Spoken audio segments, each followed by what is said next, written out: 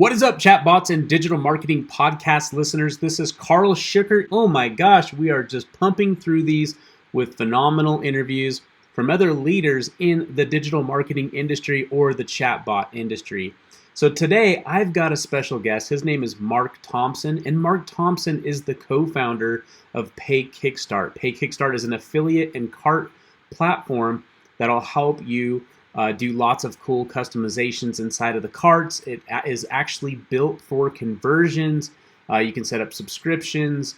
You can do one-click upsells. There is a ton of features in that platform. We use it actually for our app, Segmate, and we also use it for one of my other projects as well. And it's just performed every single time. So I'm pretty excited to have Mark here. I know Mark has done like $20+ million in online sales. He's created some pretty great products, including products that are called Easy VSL, which I believe is Easy Video Sales Letter. He's got a product called Provely, Press Play, Social Kickstart, Lead Grab, tons and tons of very popular softwares that Mark and Matt, his business partner, have built to build PayKickstart, kind of to bootstrap his company. In fact, in this interview, Mark gets into the details about that, about a lot of great stuff, guys, like how to find a mentor, how to find a business partner, what kind of business partners you should work with, trends in the markets, how that first product happened for him, where he came from. And so it's just full of great nuggets and knowledge that you guys will definitely want to listen to and possibly even take some notes. So without further ado, I'm going to go ahead and take this back over to myself. And then at the end, we'll have some ending credits. So we'll see you then.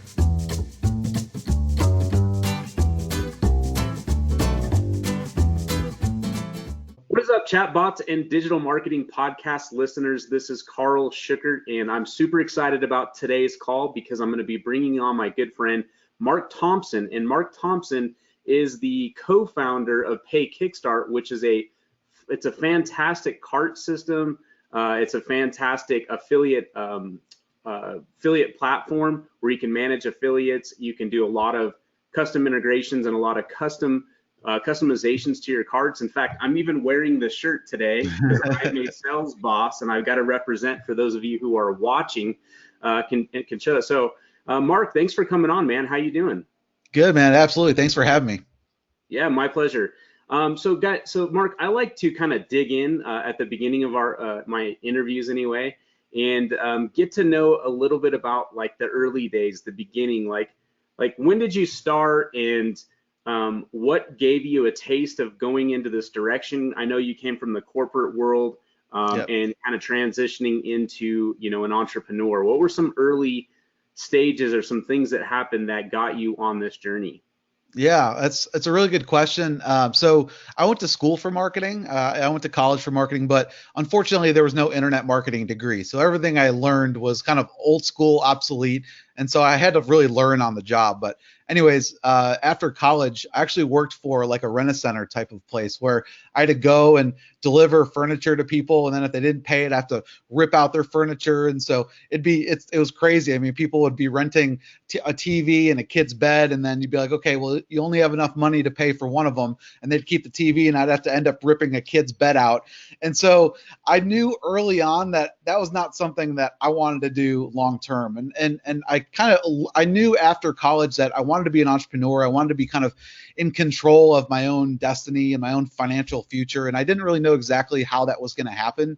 But then I started working for this tech company in Durham, North Carolina.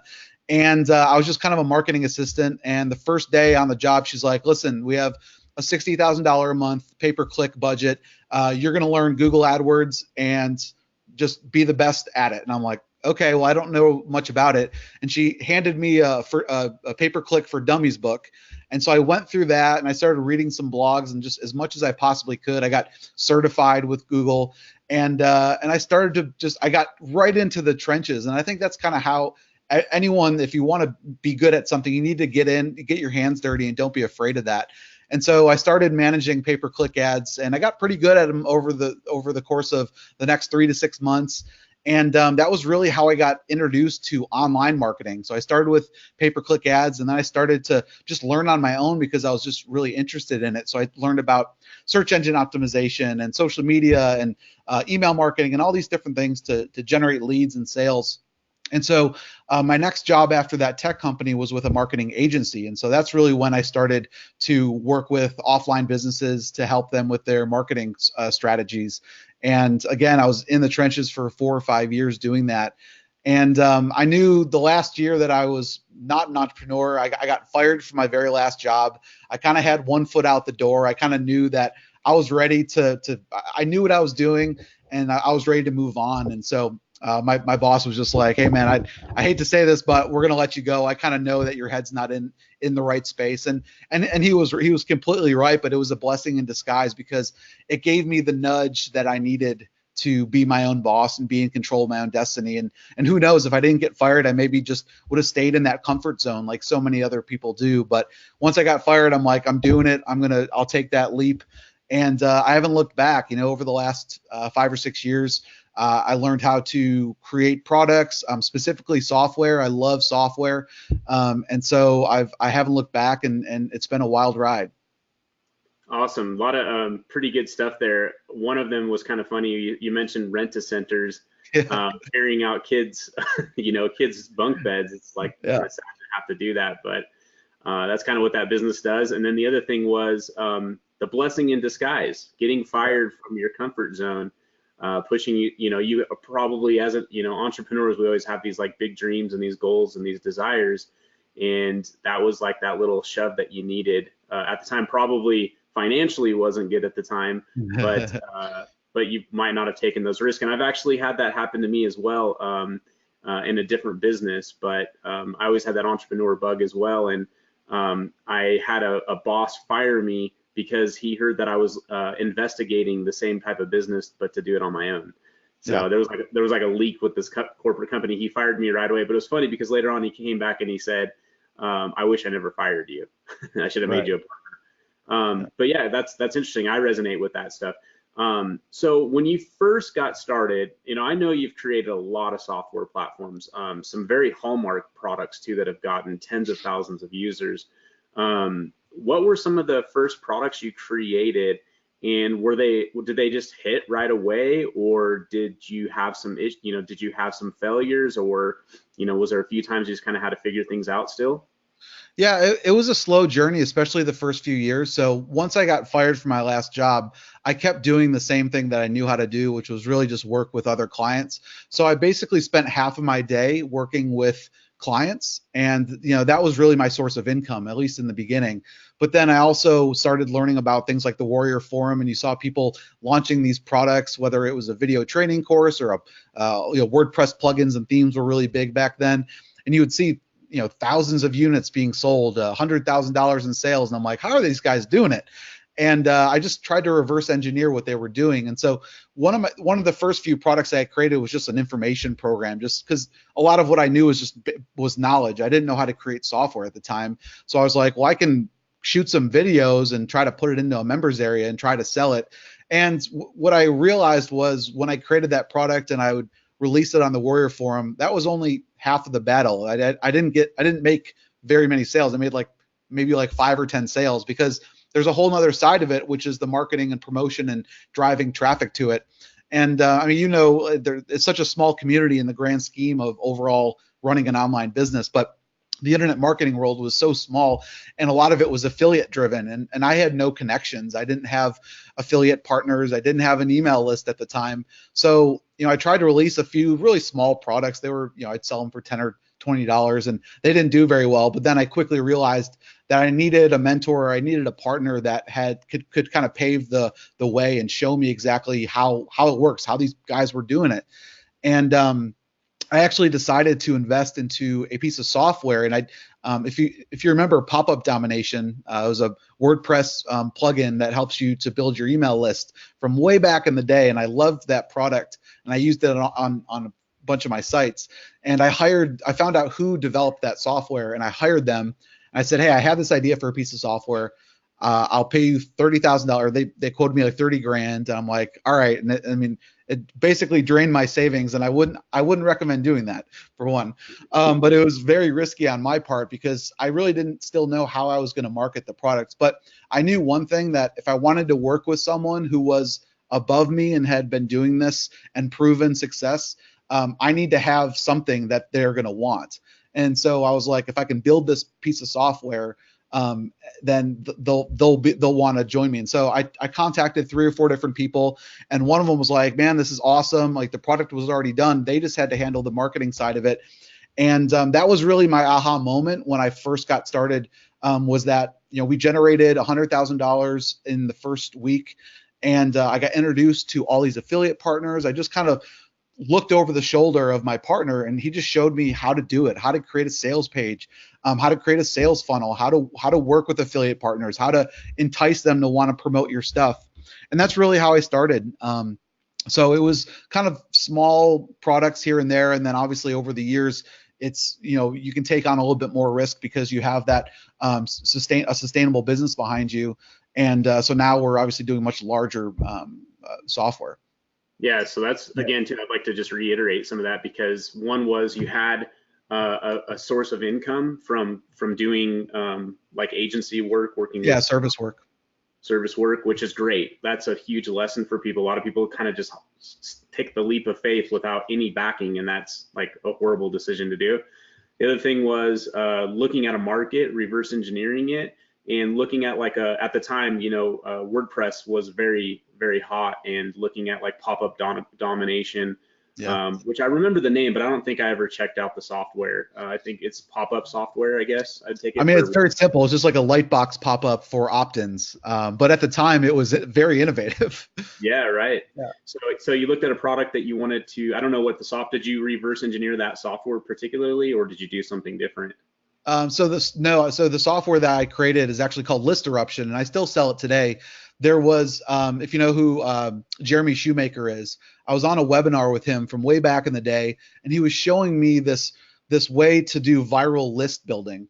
And it's like, basically, when someone opts into a freebie offer, you give them a referral link. And you tell them, hey, if you go and refer 5 people, you'll earn this reward. If you go and refer 10 people, you'll get this reward. And he had this system for doing it. It was a piece of software, but it was not turnkey at all. You needed a developer to implement it. You needed to know how to create databases and all sorts of technical know-how, which at the time I didn't know anything about. And I'm like, well, what if we can just make this a WordPress plugin? And so that's what we did. We took the concept and we created a WordPress plugin out of it. Cool. And that's like early stage growth hacking before it was cool. Yeah, exactly. Yeah. So very cool. So you created a reverse engineered product, and then the last thing was you found a mentor and a partner who already had some connections and was able to kind of connect the dots for you at the end, and you guys were able to get your $30,000 back. Hopefully you broke even and made a few bucks on that first deal. Yeah, absolutely. And it really started that snowball effect of building your initial list, building your brand, getting people to know who you are, right? And obviously once people know who you are, they know you, they like you, they trust you, they're willing to buy more from you. So that was kind of my first step into the entrepreneurial world and start to build my brand. Yeah, very good stuff. So let's go kind of forward a little bit more, because a lot's happened since then. The industry has changed quite a bit. Platforms have changed. You've started to create, PayKickStart with Matt Collin, and just curious, how did your guys' partnership start? For those that don't know Matt. Yeah, so after I kind of things started to click and I started to build my list, and so I realized that I had something here. I had a formula that started to work, and that product launch formula, I'm sure you've heard of it, where you create a product, you bring it to a marketplace. And so I did that over and over again, and that was one of my ways to mitigate risk. Was I created lots of products so that if one didn't do well, I had a couple other ones that could help generate revenue and be sustainable. And I mean, there's pros and cons to doing that, but over the years, you get to know other people in the industry. And I saw Matt. We had never really spoke before, but I liked his products. I liked his style of marketing, and so I just reached out to him and I was like, "Hey, man, I love what you're doing. Would you be interested in partnering together on a product?" And he said yes. So we created the product and we launched it, and it was successful. And I just really enjoyed working with him. And probably the biggest thing was I noticed that he was good at the things that I wasn't, so, and vice versa. So we complemented each other really, really well. And he's super laid back, easygoing, easy to talk to. And I love that about him. I had worked with some other business partners in the past, and a business partner is almost like a marriage, right? It's almost like having a spouse. And so, especially if you're doing everything together 50-50 for your entire business, not just one product. But we inched into it. We did one product, and it was successful. And then we started to eventually just kind of merge both of our businesses into one. Cool. Very cool. Great way. And also, it's good to have a partner that kind of complements your weaknesses, and same vice versa. Really good stuff. Absolutely. So like, talking about all the products, how many products have you created? I know you've done too many. As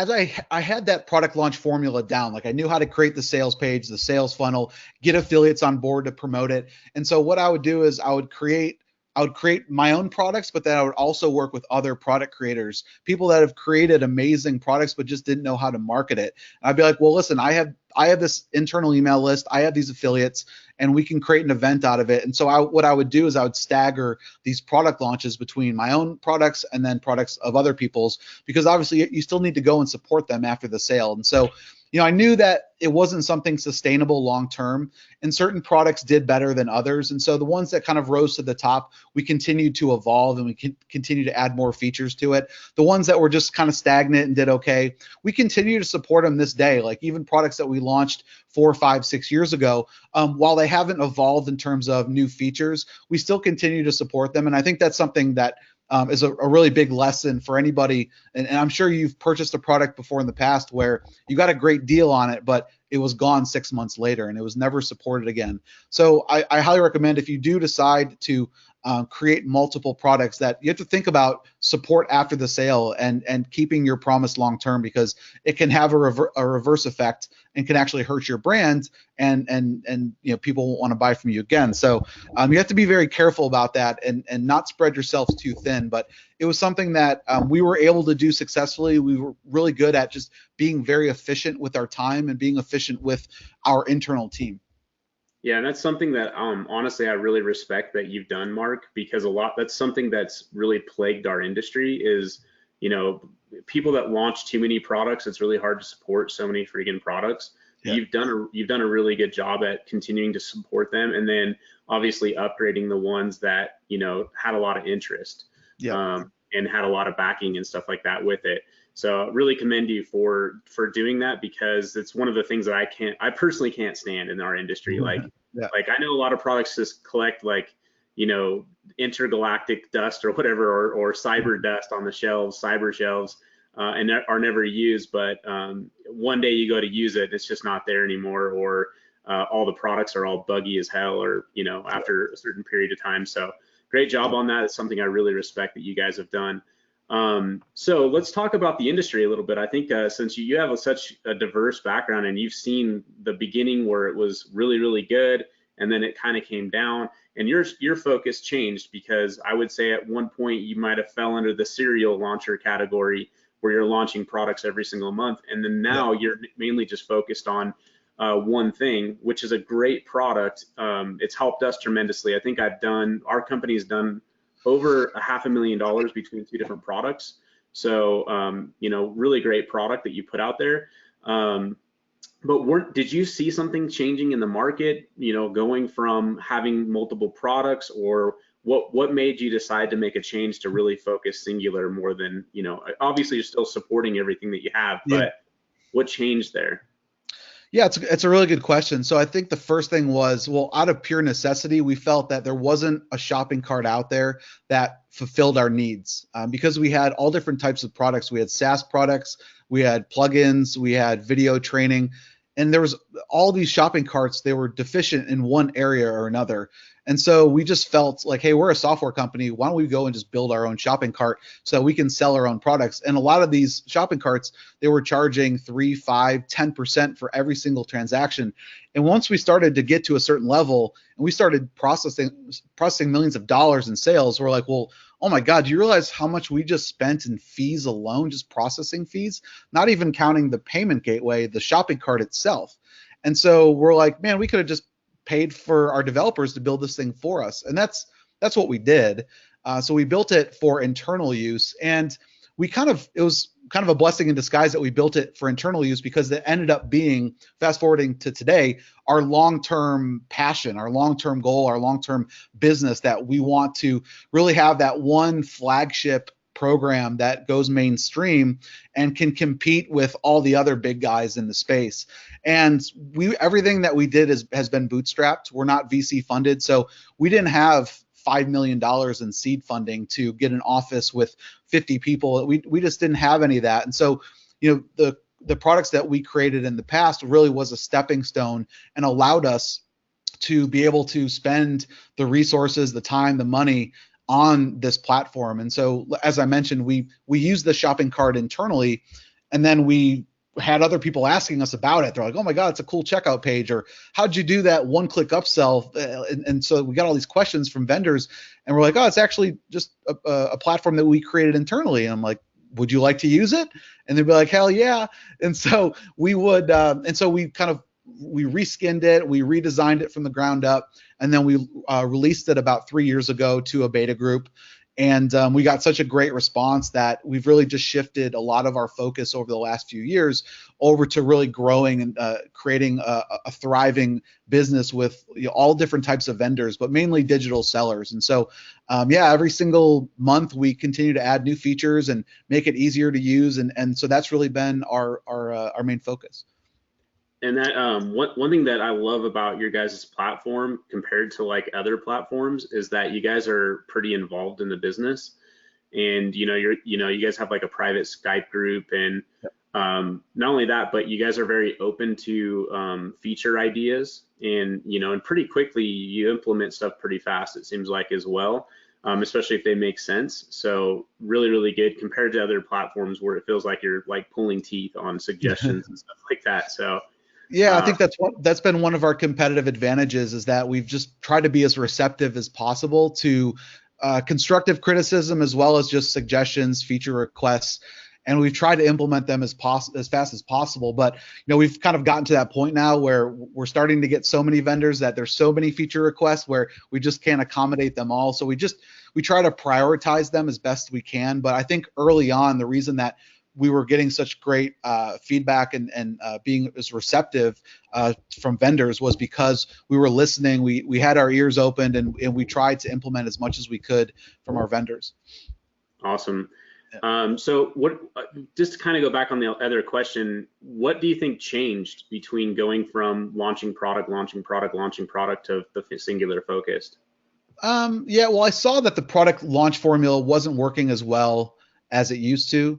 To do, back in the day, you could create six figures relatively easy with just a basic product.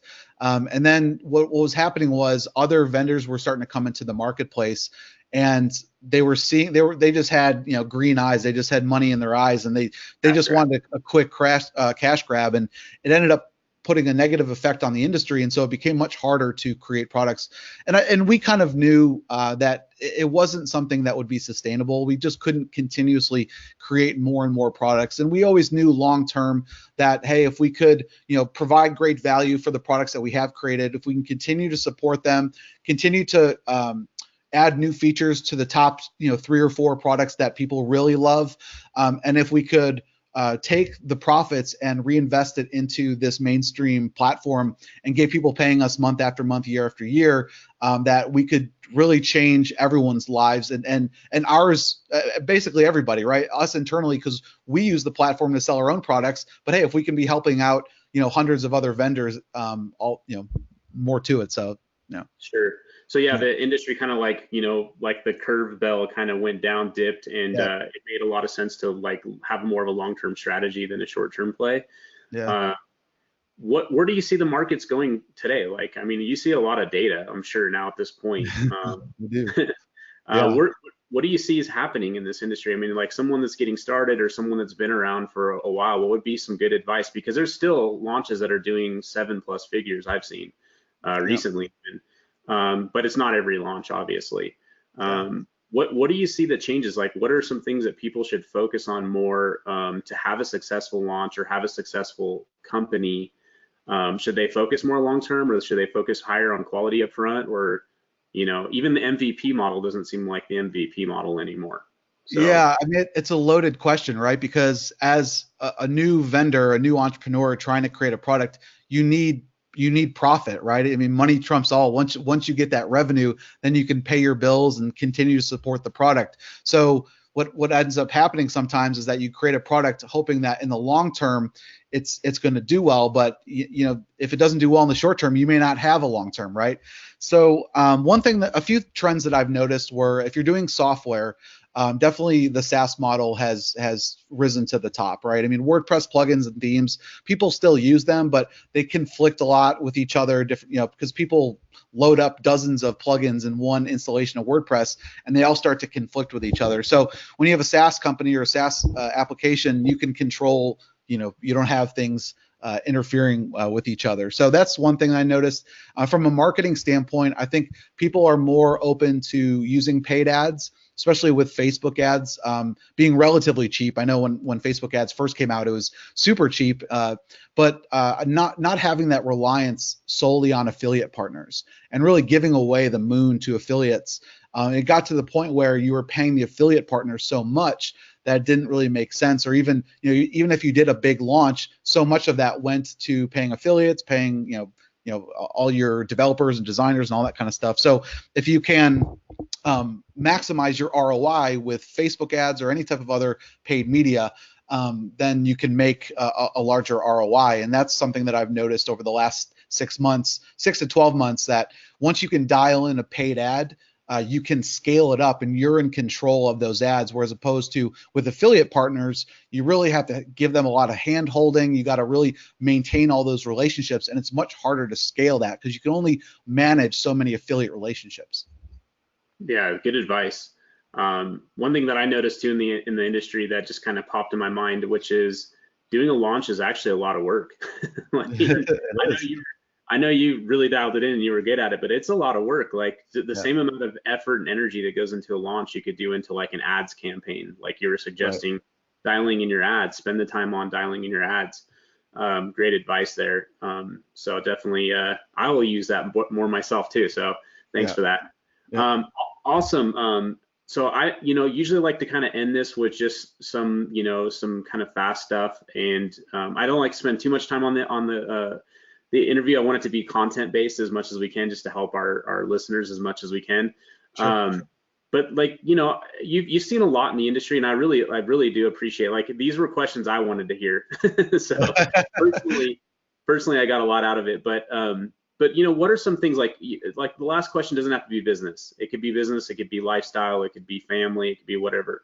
What's like the best piece of advice you've ever been given? It could be business, it could be, all those three things. Yeah. I mean, I know it sounds cliche, but just surrounding yourself around good people, like-minded people.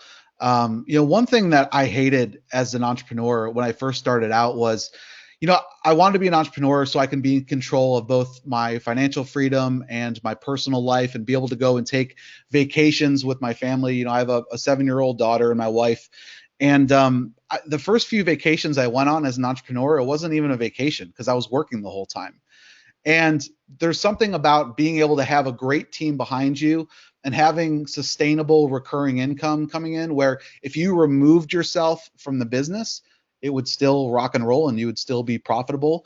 Whereas before, when I first started out, it was like grunt money, right? Like grunt work, like just to get the next dollar. And I realized that wasn't a sustainable, thriving business. That was just a way to generate revenue.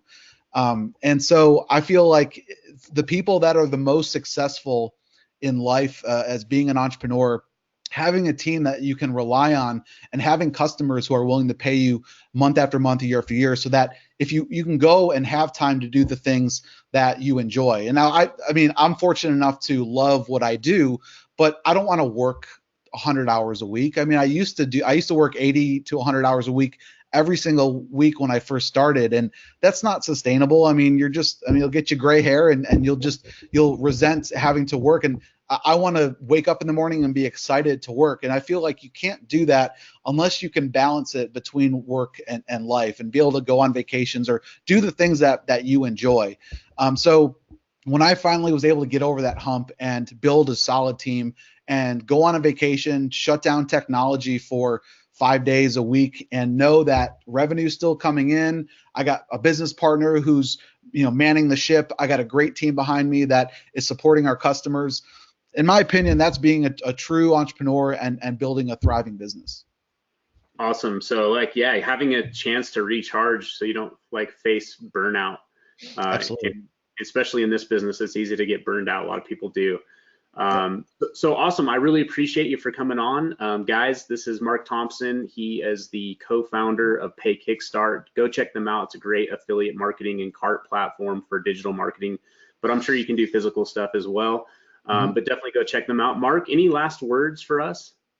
I don't think so. Well, thank you for having me on. I love what you're doing. I know Keith, your partner, Keith and I have gone back about a decade. Actually, he was with me at some of these marketing agencies in Raleigh. So you got a great business partner, and I'm just excited to see what you guys have been doing with Segmate. So just keep it up, and thanks for having me on.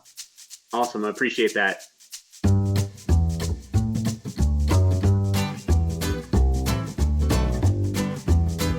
All right, guys, so that was the end of episode number 19 with Mark Thompson, co-founder of PayKickStart.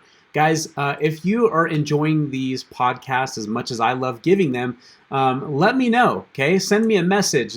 Put a message in this comment if you're watching this on a video. Put a message in the audio if it's somewhere you can have an audio. And also, on top of that, you can find our show notes and our transcripts at medium.com. / you'll just do a search. Just go to medium.com and search chatbots and digital marketing. You will find us there with all of our show notes, all of our past episodes. And then you can find us on 8 of the top platforms out there, from Apple, iTunes to Google Play to Stitcher, and also Spotify. So we are all over the place, all over the internet. But make sure to give us some likes, follow us, and really just continue to listen to the call and join us any way that you like on your favorite platform. Other than that, though, we do have our sponsor, which is Segmate app. You can see I've got my coffee cup if you're on the video. And on there, you can just go to segmateapp.com, segmateapp.com, and you can find a 14-day free trial where you can try our messenger marketing platform there.